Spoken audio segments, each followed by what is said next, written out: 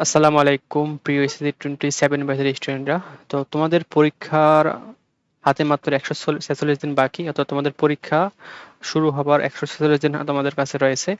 তো তুমি কিভাবে এই 146 দিনকে কাজে লাগিয়ে এ প্লাস পাবা বা কিভাবে পড়াশোনা করলে এ প্লাস পাবা তা নিয়ে থাকছে আজকের ভিডিওটি। তো ভিডিওটি শুরু করা গেল। তো আজকে থেকে তুমি যদি টার্গেট নিয়ে পড়াশোনা করো, ইনশাল্লাহ তুমি পরীক্ষার আগ মুহূর্ত পর্যন্ত তোমার এমনভাবে একটা প্রস্তুতি তৈরি হবে যেখানে তুমি প্লাস পাবা।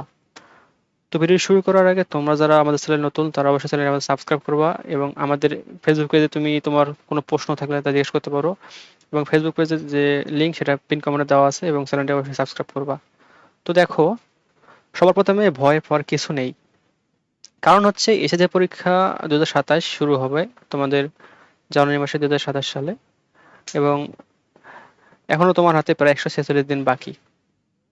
এই সময়টা যদি তুমি সঠিকভাবে কাজে লাগাতে পারো, তাহলে এই সময়ের মাধ্যমেই তুমি সঠিক একটা পড়াশোনার প্রস্তুতি নিতে পারবা। তো এখন থেকে যদি নিয়ম মেনে তুমি পড়াশোনা করো, তাহলে খুব সহজেই তুমি পুরো সিলেবাসটা শেষ করতে পারবা, এবং এই সিলেবাসটাকে তুমি 2 থেকে 3 বার রিভিশন দিতে পারবা, এবং বোর্ড কোশ্চেনগুলো প্র্যাকটিস করতে পারবা, এবং দুর্বল যে বিষয়গুলো রয়েছে সেগুলোকে ভালো করতে পারবা। তো এই জন্য তোমার শর্ত একটাই, যে আজ থেকে তোমাকে পড়াশোনা শুরু করতে হবে। তো 146 দিনকে আমরা 4টি সেগমেন্টে ভাগ করছি, অর্থাৎ এই সময়টাকে আমরা 4 ভাগে ভাগ করেছি। তো প্রথম ভাগে রয়েছে আগস্ট এবং সেপ্টেম্বর মাসে, এবং এই মাসে তোমার টার্গেট থাকবে তোমার সিলেবাসের যে বাকি অংশ বা যে বড় অংশটা শেষ হয় না সেটা শেষ করবা। দেন ধাপ 2 রয়েছে তোমার অক্টোবর মাস। সেই মাসে তুমি তোমার বাকি যে চ্যাপ্টার আছে সে শেষ করবা, এবং পুরো সিলেবাসটা একবার রিভিশন দিবা। এবং ধাপ 3 রয়েছে নভেম্বর মাস, যেখানে তুমি টেস্ট এক্সাম প্রিপারেশন নিবা এবং বোর্ড কোশ্চেনগুলো সমাধান করবা সবকিছু। এবং ধাপ 4 রয়েছে ডিসেম্বর থেকে পরীক্ষার মুহূর্ত পর্যন্ত সময়টা, যেখানে তুমি ফাইনাল রিভিশন দিবা এবং মডেল টেস্ট করবা। তো আগস্ট থেকে সেপ্টেম্বরে কি করবা তা নিয়ে বলতেছি। এই সময় তোমার প্রধান লক্ষ্য থাকবে সিলেবাস কমপ্লিট করা, এবং সেপ্টেম্বরের মধ্যে 70 থেকে 80% প্রস্তুতি শেষ করা। এজন্য তোমাকে প্রতিদিন নির্দিষ্ট চ্যাপ্টার পড়তে হবে। দুর্বল সাবজেক্টে তোমাকে বেশি সময় দিতে হবে, অর্থাৎ যে সাবজেক্টে তুমি দুর্বল সেখানে বেশি সময় দিবা। আর নিয়মিত তোমাকে ম্যাথ প্র্যাকটিস করতে হবে।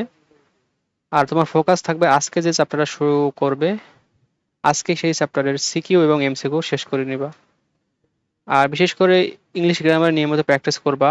আর সায়েন্স বা গ্রুপ সাবজেক্টের যে কনসেপ্টগুলো আছে সেগুলো বুঝে বুঝে পড়বা, এবং সিকিউ এবং এমসিকিউ দুটাই প্র্যাকটিস করবা। তো তুমি প্রতিদিন কিভাবে পড়বা দেখো, স্কুল বা কোচিং এর বাইরে যে সময়টা পাবা সেই সময়টাকেই তুমি কাজে লাগাবা। এবং এজন্য তোমাকে সকালে কি করতে হবে, সকালে তুমি কঠিন সাবজেক্ট পড়তে পারো, কারণ সকালবেলা তোমার ব্রেন ফ্রেশ থাকে। চেষ্টা করবা সকালবেলা কঠিন সাবজেক্টটা পড়ার।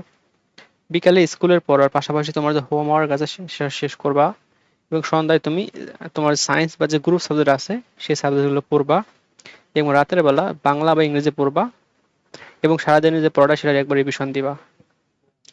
এবং প্রতিদিন যদি 3 থেকে 4টি সাবজেক্ট ধরো এবং একটা করে কঠিন সাবজেক্ট অবশ্যই সাথে রাখবা, তাহলে তোমার প্রস্তুতিটা খুব সহজ হয়ে যাবে। এবং প্রতিদিন আগের পড়াটাকে 20 থেকে 30 মিনিট ধরে রিভিশন দিবা। তাহলে আহ, কোন সাবজেক্টটা আগে শুরু করবা দেখো, সবার দুর্বলতা এক সাবজেক্টে নয়। এক একজন এক এক সাবজেক্টে খারাপ, কেউ ম্যাথে খারাপ, কেউ ইংলিশে খারাপ। তো তুমি যে সাবজেক্টে সবচেয়ে বেশি দুর্বল সেই সাবজেক্টটাকে তুমি আলাদা করবা। তারপর যে যে সাবজেক্টে তুমি কম দুর্বল সেই সাবজেক্টটাকে আলাদা করবা। আর যে সাবজেক্টে তুমি ভালো সেই সাবজেক্টটাকে আলাদা করবা। এখন হচ্ছে যে সাবজেক্টে তুমি দুর্বল সেই সাবজেক্টগুলোতে বেশি সময় দিবা, আর যে সাবজেক্টগুলোতে তুমি কম দুর্বল সেগুলোতে একটু নিয়মিত প্র্যাকটিস করলে চলবে। আর যেগুলো একদমই ভালো পারো সেগুলো শুধু রিভিশন দিবা, এবং বিশেষ গুরুত্ব দিবা গণিত, ইংরেজি, বাংলা এবং তোমার যে গ্রুপ সাবজেক্ট আছে সেগুলোর উপর। আর যেসব সাবজেক্ট বারবার ভুল হচ্ছে সেগুলোকে বারবার পড়ার চেষ্টা করবা, এবং যেটা পারো না সেটা সবার আগে পড়ার চেষ্টা করবা। গণিতের জন্য আলাদা কি টেকনিক ফলো করবা দেখো, গণিত পড়ার বিষয় না, গণিত প্র্যাকটিসের বিষয়, তাই রেগুলার গণিত প্র্যাকটিস করতে হবে। তোমাকে প্রতিদিন 5 থেকে 10টি অঙ্ক প্র্যাকটিস করতে হবে, আর ভুল অঙ্কগুলো বারবার প্র্যাকটিস করতে হবে। এবং একটা তোমাদের রুট যে সূত্রগুলো আছে সেগুলোর জন্য একটা আলাদা খাতা বানাবা, এবং সেই খাতা সেগুলো নোট করবা। আর যে অঙ্কগুলো তুমি শেষ করতেছো বা যে চ্যাপ্টারটা শেষ করতেছো সেটার বোর্ড কোশ্চেন প্র্যাকটিস করবা। এবং তুমি যে অঙ্কগুলো করতে বারবার ভুল করতেছো সেই অঙ্কগুলোকে একটা খাতায় নোট করবা এবং সেই খাতাটাকে প্রতিদিন চেষ্টা করবা ওই খাতার অঙ্কগুলো একবার করে করার। বাংলা ও ইংরেজির জন্য তুই কিভাবে পড়বা?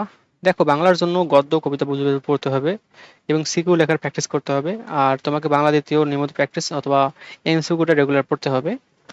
আর ইংলিশের জন্য প্রতিদিন ইংলিশ গ্রামার প্র্যাকটিস করবা এবং প্যাসেজটা রিডিং করার চেষ্টা করবা। আর রাইটিং পাসটা যদি নিজে নিজে ফ্রি হ্যান্ড লিখতে পারো তাহলে প্র্যাকটিস করবা, আর নতুবা মুখস্থ করবা প্রতিদিন একটা করে প্যারাগ্রাফ বা কমপ্লেন স্টোরি। তারপর আস্তে আস্তে তোমার অক্টোবর থেকে তুমি তোমার পড়াশোনায় কি কি পরিবর্তন আনবে দেখো। অক্টোবরে নতুন পড়ার পাশাপাশি শুরু করবা রিভিশন এবং কোশ্চেন প্র্যাকটিস। এর ফলে তোমার chapter wise board question practice করবা, সিকিউ প্র্যাকটিস করবা, ম্যাক্স এমসিকিউ প্র্যাকটিস করবা এবং গুরুত্বপূর্ণ যে রুলসগুলো সেগুলো রিভিশন দিবা এবং দুর্বল চ্যাপ্টারগুলো আবার পড়ার চেষ্টা করবা এবং প্রতিদিন নিজে একটা করে পরীক্ষা দেওয়া বা সেলফ টেস্ট দেওয়ার চেষ্টা করবা। এবং নভেম্বর থেকে টেক্সট এক্সামে এই সময়টায় তুমি কি করবা দেখো। এই সময় তোমাকে করতে হবে টেক্সট সিস্টেম এক্সাম। শুধু তোমার স্কুলের একটা পরীক্ষা নয়, এটা তোমার এসএসসি পরীক্ষার একটা প্র্যাকটিস এক্সাম। তো তুমি টেক্সট এক্সামে যদি ভালো করে করতে পারো এবং ভালো পরীক্ষা দিতে পারো তাহলে আশা করা যায় তোমার যে বোর্ড পরীক্ষা সেখানে তুমি অনেক ভালো করতে পারবা।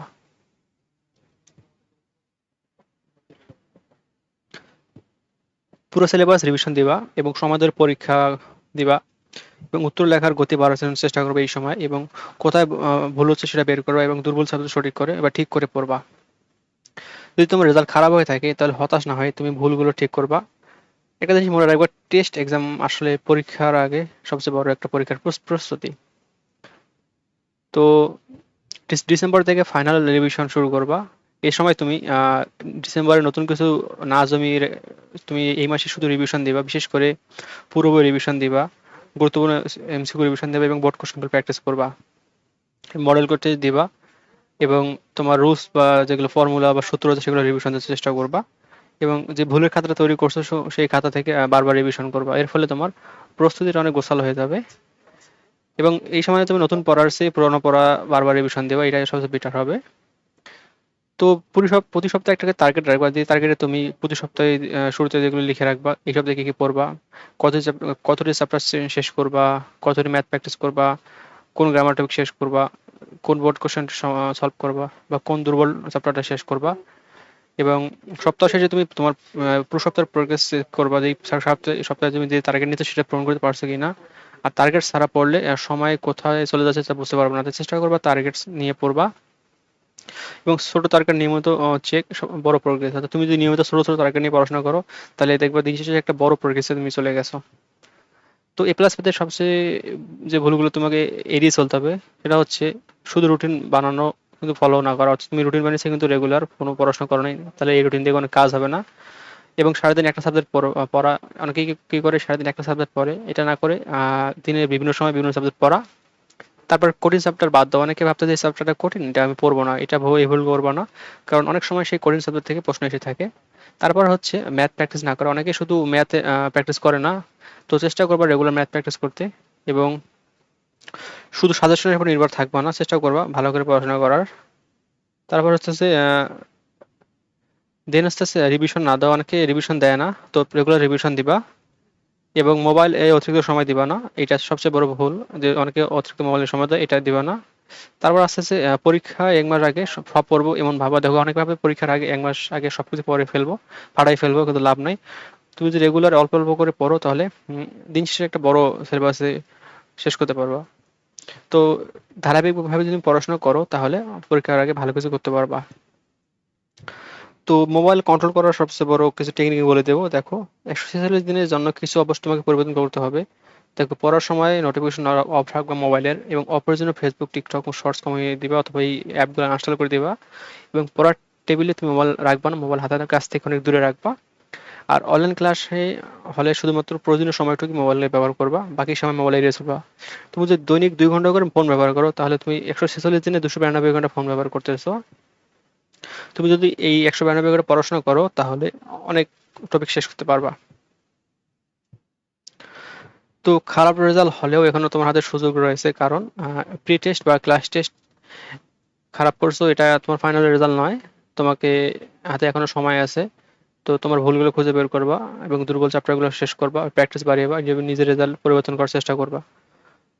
তো ভিডিওর এই পর্যন্ত। তোমাদের পরীক্ষার প্রস্তুতি অনেক গোছালো ও সুন্দর হোক। আর শিক্ষামূলক সকল আপডেট পেতে চ্যানেলটি অবশ্যই সাবস্ক্রাইব করবা। ধন্যবাদ সবাইকে।